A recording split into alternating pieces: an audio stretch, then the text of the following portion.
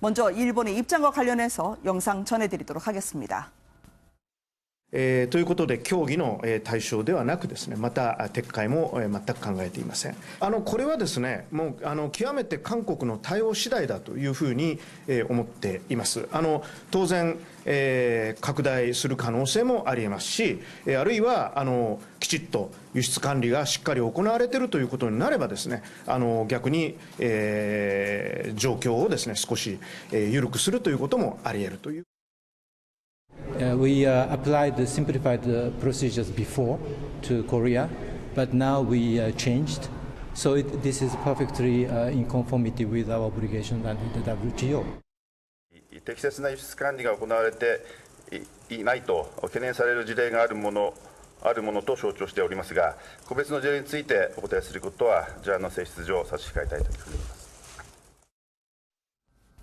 공식적으로 이야기 안 하겠다고 했지만 일본 언론을 통해서는 대대적으로 김정남을 살해하게 했던 화학무기 그리고 사린가스까지 이야기를 다 하고 있습니다. 우리 쪽에 반격이 나왔거든요. 잠깐 들어보시도록 하겠습니다. 최근 일본에서 한국이 핵무기에 사용되는 불화수소를 북한에 밀수출했을 수 있다는 궤변이 나오고 있는데요. 저희 의원실에서 찾아보니 정작 북한에 불화수소를 수출한 나라는 한국이 아니라 일본이다 하는 일본 자료를 입수했습니다. 1996년부터 2013년까지 일단 저희들이 찾았습니다. 전략물자가 북한에 밀수출된 사건이 30여 건 된다는 사실을 확인을 했습니다. 이 중에는 일본이 북한의 핵개발, 생화학무기 활용될 수 있는 전략물자들입니다.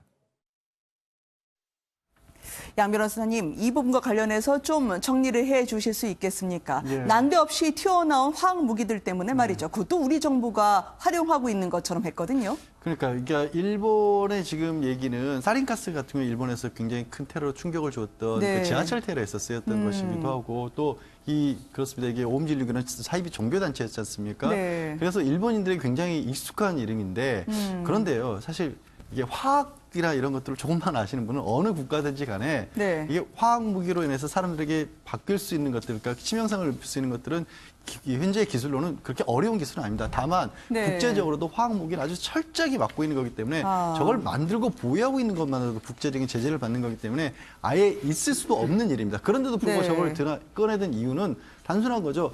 아베 이 총리의 지지율은 지금은 그렇지 않지만 지난 과거에 불과 2년 전에 김정은 위원장이 북한에서 핵실험 할 때마다 네. 치솟았다는 거 아니에요. 그러니까 안보와 관련된 어떤 이슈가 나오게 되면 불안감이 일본에서는 이 보수적으로 극우 정당을 지지하는 쪽으로 연결이 됐다는 거예요. 네. 그래서 일본 국민들 입장에서는 이 사실관계를 제가 말씀드린 것처럼 그게 있을 수 없는 일이라는 거를 알기도 전에 살인 굉장히 공포스러운 기억. 근데 그걸 대한민국 정부가 북한에 줬단 말이야? 그럼 우리도 지금 대상이 될 수 있다는 거 아니야? 네. 굉장히 심각한 문제를 일으킨 거 아니야? 라는 식으로 연결될 수밖에 없다는 거니까 이런 어떤 정치적인 노림수 때문에 사실은 뭐 어떤 국제적인 상식상 있을 수도 없는 얘기를 네. 만들어냈다라고 볼 수밖에 없는 거죠. 네, 정 변호사님 어떻게 보세요? 저 사린가스는 우리도 많이 아는데 일본 국민에게 공포 또 트라우마가 있는 곳 아니겠습니까? 그렇죠. 전 세계 마치 한국이 범죄 국가인 것처럼 선전을 하는 꼴이 됐어요. 사린가스가 95년도에 발생한 것인데 13명인가 죽었고 한 몇천 명의 부상을 당했죠. 근데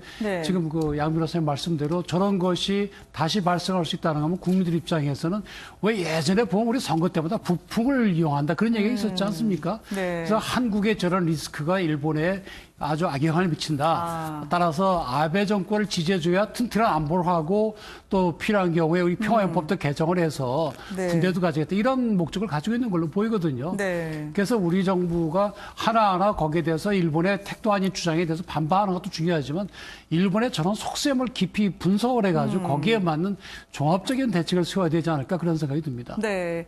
일본의 혐한 그리고 아베 정권의 여론몰이에 숨어있는 진짜 속내가 무엇일지요. 지금 일본인들을 통해서 저희가 확인할 수 있는 것 중에요. 호사카 유지 세종대학교 교수로부터 잠깐 들어보려고 합니다. 함께 보시겠습니다. 일본의 극우 매체라고 할 수가 있는 데서는 일단 그 여론전에 계속 나서고 있다라는 내용이 있고요. 그리고 한국의 그 보수 언론을 많이 인용하고 있습니다. 내용이 그 한국 사람들의 여론의 50% 이상이다. 그렇게 일본 사람들이 생각하고 있고요. 그리고 또 거기에 또 상당히 심각한 부분은 댓글이 달린 게 있지 않습니까? 현 정권에 대한 엄청난 반대 소리가 많이 들어가 있어요. 태극기 부대들 많습니다. 네, 그것을 그대로 일본말로 번역하여서 댓글까지 일본에 보여지고 있어요. 그러니까 일본인들도 현 정권에 대한 반대가 아주 심하구나. 일본의 국민들은 지금 99% 정부의 정책을 지지한다고 얘기하던데요. 민주주의 국가에서 오히려 이게 더 이상한 거 아닐까요? 우리의 비판 목소리가 있으면 그것만 꼭 집어서 활용한다. 어떻게 보셨습니까, 교수님? 저도 참 깜짝 놀랐는데요. 네. 되게 민주주의 국가에서 여론조사라는 것은 아무리 특정 성향으로 이게 경향성이 몰린다 하더라도 그렇게까지 99% 나오지 않거든요. 네. 우리도 지금 한일 관계에 대해서 우리가 일본의 저 무지막지한 말도 안 되는 논리로 지금 우리 경제 보복하는 것에 대해서 많은 국민들이 분노하고 있지만 네. 또 우리 내부에서는 그래도 현명하게 이걸 좀 실용적으로 풀자는 또 반대 의견도 많이 있어요. 네. 그렇게 균형 감각이 있는 건데 지금 일본에서는 사실은 이 수출 규제 조치라든지 화이트리스트 배제 움직임 같은 거 이런 건 사실은 어떻게 보면 경제 보복적 성격이 굉장히 강한 굉장히 네. 감정적 보복인데 이것에 대해서 지지한다는 것이 이렇게 절대 다수를 차지하고 있다고 한다면 네. 저는 두 가지라고 봅니다. 하나는 일본 사람들이 정말 한일 관계에 있어서 똘똘 뭉쳐가지고 진짜 이번 기회에 한국에게 무슨 본때를 보여주려고 하는 무슨 자기들끼리 무슨 입맞추기가 돼 있는 것인지 저는 그건 네. 불가능하다고 생각합니다만 두 번째로는 혼내와 닷대마이라고 이제 겉모습과 속마음이 서로 구분된다고 그러지 않습니까? 네. 그런 면에서 오히려 속마음을 숨기고 겉으로 드러난 것에서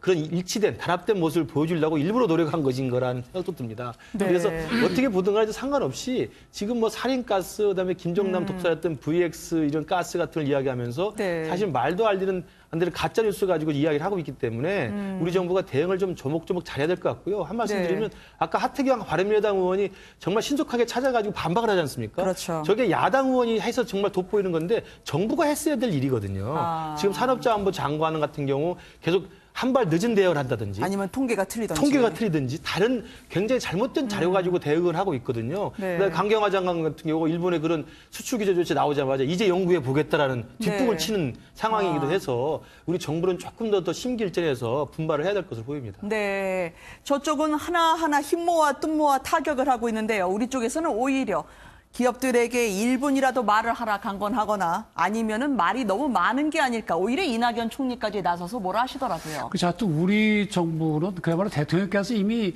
비상 상황이라고 선언을 하셨지 않습니까? 네. 그렇다고 한다면 관련되는 전 부처가 비상 상황으로서 그야말로 일정하게 일단 각오를 해야 되거든요. 근데 중요한 것은 제가 느끼기에는 아베 정권과 일본 국민과는 따로 생각을 해야 됩니다. 일본 국민이 갑자기 우리에 대해서 뭐 미운 마음이 생겼을 리도 없는 것이고, 네. 그리고 아베 정권이 저렇게 추진하는 거거든요. 더더군다나 네.